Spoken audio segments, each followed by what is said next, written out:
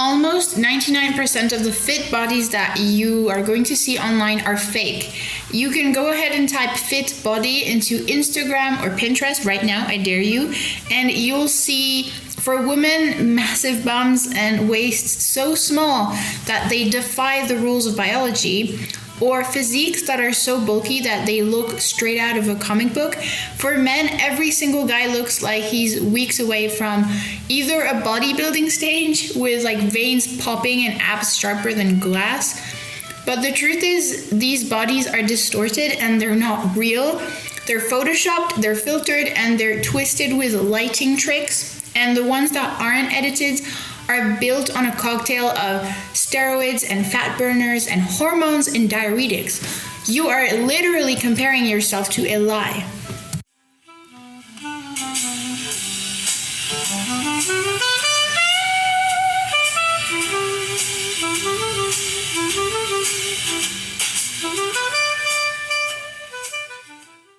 It's Nova, and you're listening to the Supernova Shift podcast. It's been a while since we had a mindset-based episode, and this one is frankly vital for people to hear because everybody who has access to the internet needs to hear this, especially if you're into fitness. But if you're seeing this video, I'm guessing that you're interested in the health niche and the fitness niche.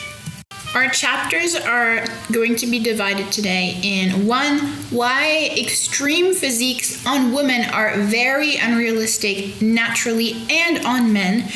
2, doping among fitness influencers because they take drugs to look a certain way, and the early deaths of a lot of influencers recently. And number 3, a more calming, loving mindset so that you can use to reset, so that the lies that you're telling yourself by comparing yourself to people online that are also lying to you because they don't actually look that way naturally can go out the window. And of course, a few actions that you can take right now to avoid comparison at all costs. Number 1, our first chapter is why extreme bulkiness, extreme muscles on women is very unrealistic to achieve naturally, and why it is also the case on men. First of all, women just do not have the hormones to grow very visible muscles. We don't produce the hormones to grow very visible muscles. To achieve big muscles naturally as a woman, it is not possible unless you are an influencer and you train like every single day for 2 hours and you take drugs to enhance your performance, or you overtrain and put your body under stress. Overtraining is just as bad as not exercising at all. And women roughly have about 10% of men's testosterone levels, and this number isn't super accurate since testosterone levels drop as you age and it depends on people, but it's a rough approximation. And if you see a woman online and your first thought is, oh my gosh, wow, her muscles are super defined and impressive, and it's just really impressive, it is extremely likely that she took stuff to get there. We're gonna see what the stuff is on the drugs chapter. But if her amount of muscle mass impresses you, she took something for sure, because it is impossible for a woman to have very visible muscles if she's not taking drug that enhance her performance. After a big workout, sure, my arm muscles are going to be visible and my arm and back and calf and leg muscles are pumped.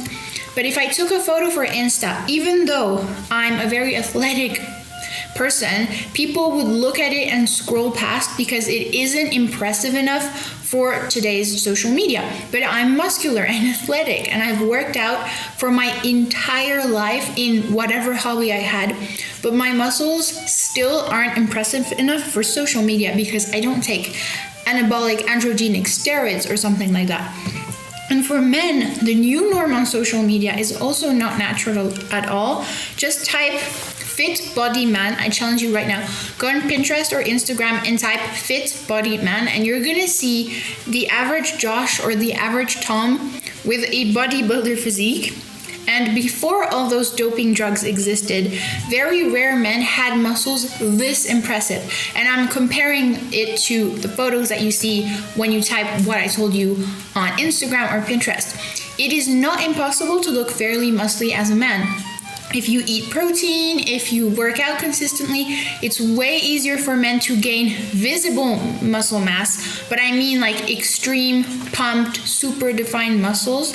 If you look around you at the beach in summer, the physiques that you're gonna see are not the same at all than the ones that you see on social media. How come? I really wonder.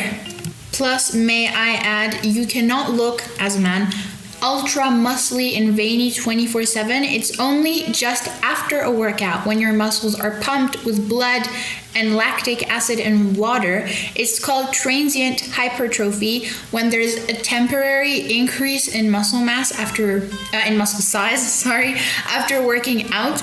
On the other side of the spectrum, there's the trend of extreme thinness in men and women, and I feel like more among young people. I wonder why, but some women are even trying to get huge bums while having very small waists, arms, and thighs by only training their glutes. Like, why? I don't understand. Is it because it's a trend, or you told yourself somehow that men consider it attractive? Because nobody ever said that was what was attractive. I don't get it, because, for example, in my hobby, ballet, the goal is to have a perfect lower back line so that your bum doesn't pop. So the perfect physique in ballet is to have a flat chest and a flat bum. So it's the complete opposite of the trends that I see online. Now, chapter 2, which is doping among fitness influencers, early deaths of influencers, and all the drugs that they take, that I'm going to show you with proof that what you're seeing online is a lie.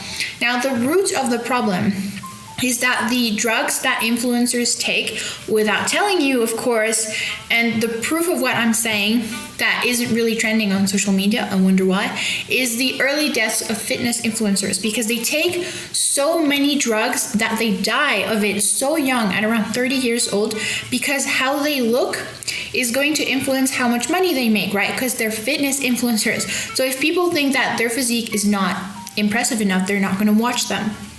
Honestly, the second you start searching a little bit on the internet, you see so many cases. I could never talk about every single case that exists, but this case in particular you might have heard of is Brian Johnson, also called the Liver King.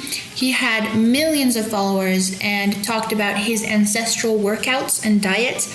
When it came to light, he was actually spending $11,000 on steroid and human growth hormone. So the main drug that we hear with fitness influencers is steroids. Anabolic steroids are basically a synthetic substance that is going to mimic testosterone and make muscle growth and strength gain easier, as well as the development of male characteristics, which is a problem when you're a woman, which is why also a lot of female influencers don't have their periods. And believe it or not, but anabolic steroids, this might not be politically correct, but it is history. It is a literal fact. Anabolic steroids were synthesized for the first time in 1935 by Nazis Adolf Butenandt and Leopold Ruzicka. I'm probably not pronouncing it right. But it started to spread in the 1960s with the Soviet Union and East Germany, who were giving their athletes anabolic steroids. And if you don't believe me, do your research by reading books about the history of sports or something. But if you remember, at that time, there were competitions between countries, and that is why they were giving their athletes steroids so that they would get better performance. The thing is, steroids lead to a damaged liver, cardiovascular disease, infertility, mood disorders, and of course, an increased risk of sudden death. So Brian Johnson is not the only one. There's also Joe Linder, aka Joe Aesthetics, who died of an aneurysm at 30 after being immensely popular and open about using anabolic agents. There's Jackson Tippett, an Australian fitness influencer and model, who died at 30 after struggling with steroid addiction. There's Neil Curry, who was a former Mr. Olympia competitor. He passed away at 34. His family openly talked about his performance-enhancing drugs addiction and mental health problems. And for women, we have Larissa Borch, she had a heart attack, and Odalis Santos Mena, who died, this is very sad, but she died during a cosmetic procedure because the drugs that she took interacted with the anesthesia. And yeah, I think this one particularly had a procedure to avoid sweating under her armpits because she was a fitness influencer and it's not aesthetic to sweat under her armpits. And so the anesthesia, I don't know which performance enhancing drugs she took, but well, she died nevertheless. And there's also other drugs like fat burners, like clenbuterol and cardarine. There's pro-hormones and also diuretics to reduce water percentage in the body for aesthetic purposes. Because, for example, bodybuilders don't drink water before going on stage because it makes your muscles more apparent, because it reduces the water under the skin. And you know, a big trend on the internet is drinking lots of water. So you can guess that not drinking water and taking diuretics for that purpose is going to be very bad for you. I don't think you have to list all the health damage of dehydration. And now for our third and last chapter, which is a more loving, calming mindset that you can adopt so that all these lies can get out the window. It's really vital that you stop comparing yourself to people online, because these influencers are lying to you. They're taking drugs to look that way, that are making them very unhealthy, that are causing mental health problems, and that are literally killing them before 30. We're also going to talk about a few actions that you can take right now to avoid comparison at all costs, and not just talk about mindset stuff, because a lot of the time it's kind of hard to action mindset stuff. Hopefully everything I just said calmed down your nerves a little and convinced you to stop comparing yourself to lies. It might feel disturbing to see your favorite fitness influencer now and realize that their body is not natural. And you might still even say in your mind, like, no, this fitness influencer that I like doesn't take drugs like that, because you idolize and love that online celebrity and you refuse to believe that they're lying to you. But just trust me, okay?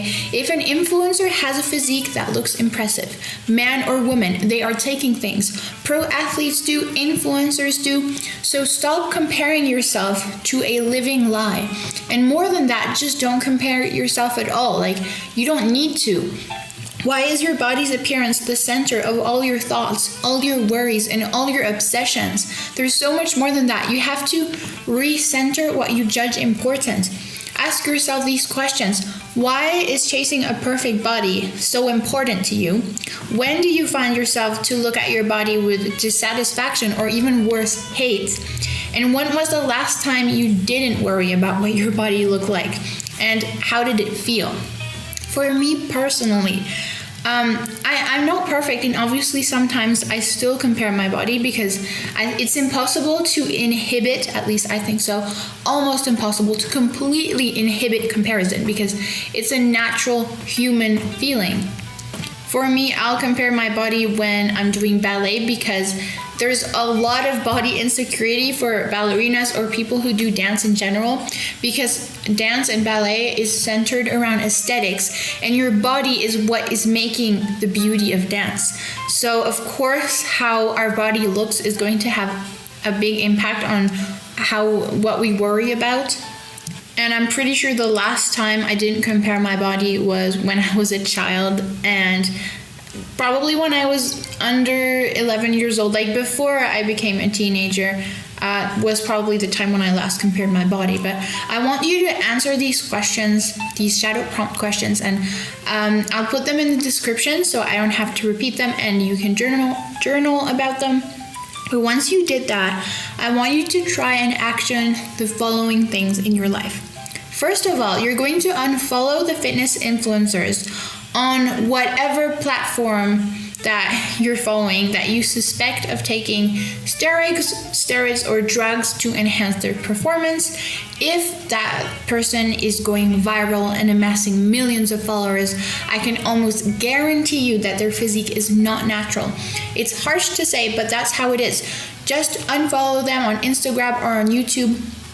Or even just unfollow every single fitness influencer. Read trustworthy books on fitness instead that have been around for decades, like Pavel Tsatsouline books, for example. The second thing that you're going to do right now is put away your full-length mirror, at least until you heal. Don't ask me how it works, but I just know it works. If you don't have full body mirrors all around your house, you're going to compare your body less because you simply aren't constantly looking at it. It's very simple. For example, I just moved houses, and most of the things I own are still on our way here in the moving. So all my mirrors, I don't have them yet, and I found that I compare my body a lot less because I don't have mirrors all around my house to look at my body. Number 3 is also simple. Try and go to therapy or do things for your mental health, because if body image is taking such a big place in your heart and in your life, you have to heal. And sometimes it can't be done all by yourself. Accepting you need help is going to make you a huge favor. I never went to therapy for that because I never had the resources, but if you have the resources to go to therapy, please do. Number 4 is to change your mindset around working out for looks. Document yourself on how exercising is vital for mental health and living a happy life. Realize that working out is the biggest, most efficient tool for mental health. Plus, working out can be free depending on what you do. Don't you want to feel free again and happy again? Don't you want to live a life without the constant weight of body comparison on your shoulders weighing you down? Don't you want happiness? If you know it and aren't doing anything about it, you're purposefully keeping yourself unhappy. It's a whole psychological thing, but I recommend you read the book The Courage to be Disliked for more information on this. I'll put the title of the books in the description. And lastly, inform yourself on this subject more, because knowledge is power, and knowing more about the endless influencers and athletes who take performance drugs and die because of it and are in such bad health and condition because of it will disgust you forever from comparison. Learn more about the mental health benefits of exercise and also the hypocrisy and lies behind the bodies on social media. It could be fitness models, but it could also be actresses and actors, because their looks also depends on how successful they're going to be. And seriously, inform yourself on the hypocrisy, because all the bodies that you see online, they are lying to you. There's influencers now that are making videos on how, it's easy to transform your body by just sucking your tummy in and twisting your waist a little bit and contracting certain parts of your body, or using certain lighting tricks, or putting the phone at a certain angle. It completely changes how your body looks. So please don't compare yourself. We've reached the end of this episode, and I really hope that you feel better and that you're comforted in everything I said. You can check out where the music is from, which is Retro Radio. I'll put the link in the description. You can check out my Instagram and my YouTube and my Spotify.